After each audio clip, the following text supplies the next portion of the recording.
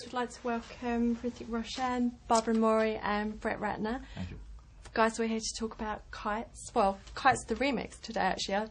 You are in the unique position of kind of opening two, well, flip side of the same movie within a week of each other. Can you talk to me a little bit about Kites and how the remix evolved and how you guys all kind of enjoyed the process of this unique venture?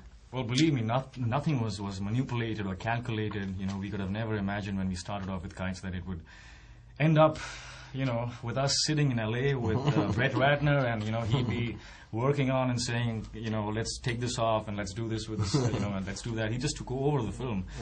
I think, you know, I believe that every creative work has its own destiny. You know, it just trickles down from the source, which is how honest you are with your film and the kind of attempt that you're making, and then it's like water, you know, it finds its own level. And that's, I think, what happened with Kites. He was just, you know, my father met him over, you know, in his house for a party, was it? Yeah. For dinner, yeah. Yeah.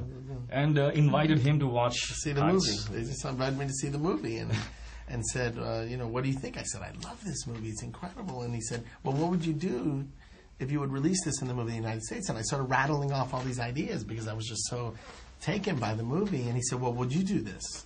What do you mean? He goes, well, would you go in and do what you said the ideas? He goes, okay. And I loved the film. I just loved it. I thought it had so much heart, an incredible love story. It was so unique, so different than anything I'd ever seen. And I just said, of course, I would love to be a part of it. I'm not much of a snob, you know. I appreciate a good movie. I don't care where it's from.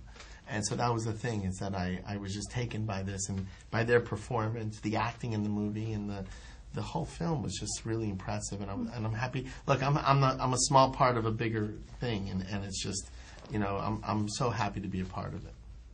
Well, I mean, for you guys, obviously part of the adventure of the film is this incredible love story that kind of transcends language. But you had to discover that chemistry very quickly as effective strangers. How did you build that connection together, which is so apparent on screen? Well, honestly, I don't think you can really work on building chemistry. It was just, you know, there, you know, when we met for the first time. We looked into each other's eyes and boom, it was there. Yeah. It just happened. Like, and you notice they have the same eyes. Did you notice that? I know.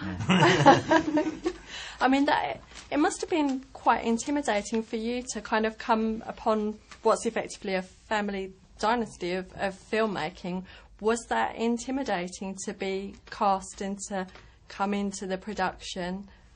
More than that, I think it was really exciting. I mean, I read the script and I fall in love with the story. I was looking for something so, you know, honest and true love and a beautiful story like this, you know. And when I read the script, it touched my heart, and that made me, you know, take the decision to make it.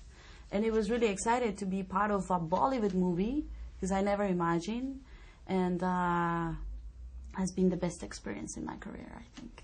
I mean, how did you then approach that, Brett, to take a Bollywood movie with some of the fantastic kind of traditional elements of Bollywood, albeit in a much more contemporary way, and inject that adrenaline shot of Hollywood to the remix of the film? It was already built in organically to it. Their intention was to make a movie that was appealing to a bigger international audience. So it was already spoon-fed. The footage, I mean, the other thing that I was surprised by, and I was excited by at the same time, of course, was they had shot a sequence that probably would have never made it into the...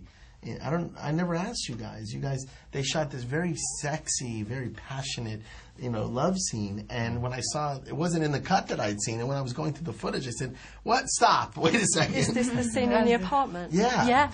Yeah. And so that maybe in the back of their minds, or just the fact that they thought that this catering was to a certain audience, which you know, is you know, my fan base in India is the kids. Yeah. You know, they love my films. Yeah. So the idea was to, you know, get a use certificate so that, you know, all my fans, my entire audience, and we didn't want to lose a chunk of that for the Indian mass. So which is why you know, we made it a little less naughty. Yeah, but it was great, and it justified the whole process. When I saw that footage, I said, now I understand why this was all meant to be, why I became a part of it, because I said, oh, this justifies having two versions of the movie. Right. That's what it was. It was like they have such great chemistry, and to not take it all the way, but it was honest. It was one of the most sensual, beautifully elegant scenes that I'd seen. It didn't feel exploitative. It didn't feel forced. It doesn't feel like we're trying to show off her body or anything. It was just natural, and it really was beautifully done. And I just thought, this has to go. But that's the attempt of the film, you know, just to be absolutely honest with what we're doing, you know, Yeah. and that's what the film is about. Yeah. Yeah.